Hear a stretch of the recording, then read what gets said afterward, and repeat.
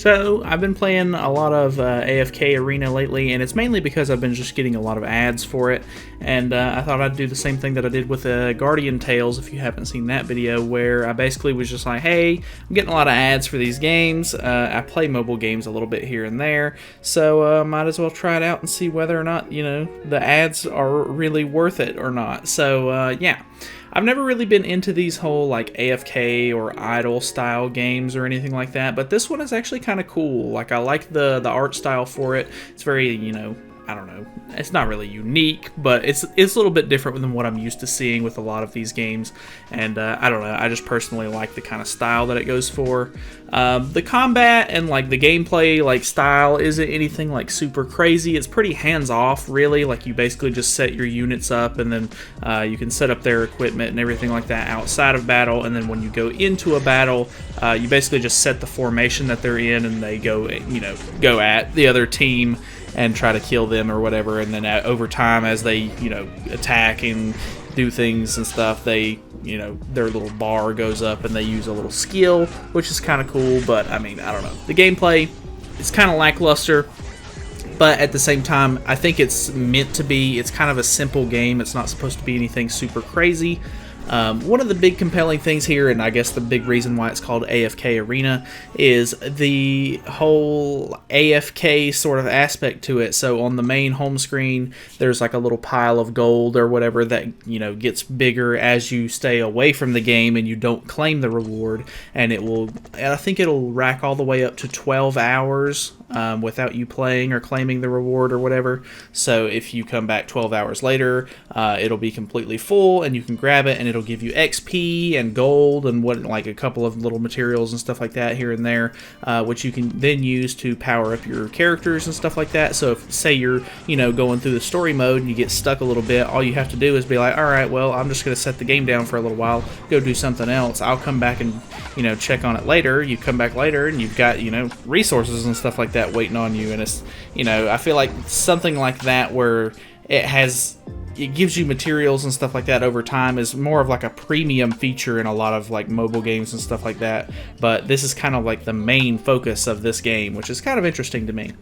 So as you can see, I don't know, the gameplay is kind of boring, but I mean, you can just go through and just, you can do the story mode. There's even like a little tower climbing game mode. I think it's called like King's Tower or something like that, where it puts you up against, different kinds of teams with different kinds of like power levels or whatever, and you just go floor by floor, and you get better rewards and stuff like that as you go through, which is kind of cool. Like, I mean, I like those kind of tower style game modes for some reason in most of the mobile games that I've played. And then there's even sort of like this little board game style game mode that you can do, where you have to like kind of like progress through different tiles and stuff like that, and each tile has either like a battle on it, or like you can recruit a hero from like a little like broke down wagon, or there's like a little shop that you can stop by and grab equipment and stuff like that, or there's some that even like heal your characters, because if they die in that game mode, you can't use them anymore. You can either heal your characters, or there's even like a tile that will randomly resurrect one of your dead heroes, which is kind of cool.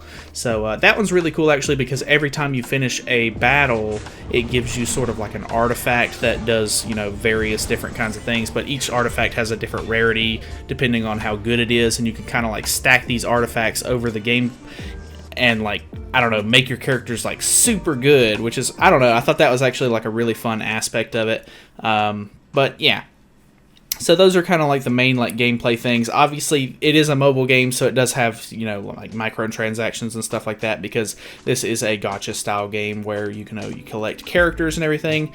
And yeah, so I was actually kind of surprised, because not really surprised, but they're running like a promotional thing right now, or they're just doing some sort of event in the game where when you start, you can either choose between like a dark hero or a light hero. I don't really know what the like the whole element system of the game is quite yet, but yeah, you can pick one of two characters. Both of them are the highest rarity, and they're both actually really good characters, so I chose the darker you know, it's some girl with like a little dagger or whatever, and she like has, you know, cool animations. But I've been powering her up a whole lot, and she's actually kind of fun to play with, so that's kind of cool. And then obviously you can rack up, you know, in-game currency, and you can go to your little tavern, because I guess like the main hub of the game, like where you do most of your interactions with your heroes and stuff like that, is, you know, kind of built around like a town. So you can go there and you can get rid of like extra characters that you don't need, and it'll give you materials for them. Or if you have a whole bunch of dupes of certain characters, you can combine them together to make one of your, you know, one of that character a lot stronger, and just so on and so forth. But then obviously there's a tavern where you can use your premium currency that you build up through the game by like doing tasks and, you know, just quests and whatever the case may be, to summon for new characters, which is obviously, you know, one of the big focuses on gacha games is, you know, you want to summon for new characters so that way you can build a better team, and etc, because team building is a huge thing. So I don't know, I've actually had a lot of fun. Some of the characters that I've pulled are really interesting. Like, surprisingly, like one of the first, like I guess I don't really know what they're called. I think they're ascended characters is like the highest rarity, but one of the first ascended characters that I pulled was sort of like this little mage, like shaman guy who I put in the back line, and I was like, oh, like I'm not really looking forward to like using him, but I use him a lot, and he actually has some really cool skills where he can, like, you know, he puts down little totems that will like heal my characters, or he'll put down totems on the other side of the team, or on the other side of the field, that will kind of debuff their characters. And then like if he gets his like ultimate or his skill ready from attacking so much, he actually can, you know, increase the damage of 2 different characters on my side of the field, which is, you know, actually pretty good. So I was pleasantly surprised at just kind of like the different styles that the different characters have and stuff like that. So I don't know. I was actually, you know, not expecting a whole lot going into this, but I thought it was actually kind of fun, and I've still actually been playing it after I got a lot of the footage for this video. So, I mean, I guess that says a little bit, because, I mean, I could have easily just, you know, been like, well, whatever, I've got my footage, I can just, you know, uninstall the game, which, you know, it is what it is. Obviously, I've seen a couple of different YouTubers get, you know, sponsored by this, I guess, the company that makes it. Obviously, I am not sponsored. I am a very small YouTuber.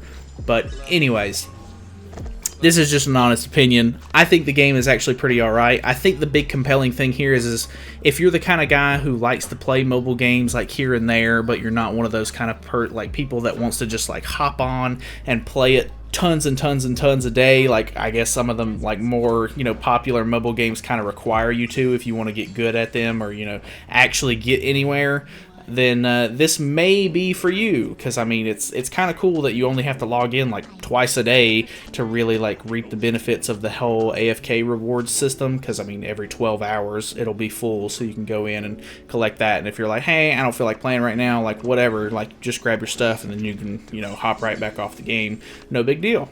So I don't know. I've been having a lot of fun just, you know, trying to get premium currency and playing through the story, because like it actually does get kind of difficult here and there, and just leveling up your characters and stuff like that is a lot of fun for me, at least. And I don't know, just it's decent. I would try it out. It's free, obviously. A lot of mobile games are free. They go by the whole free-to-play sort of, you know, gameplay model, I guess. But you know, if you want to actually like go in and like get hardcore into it, then obviously that's on you. So that's pretty much it.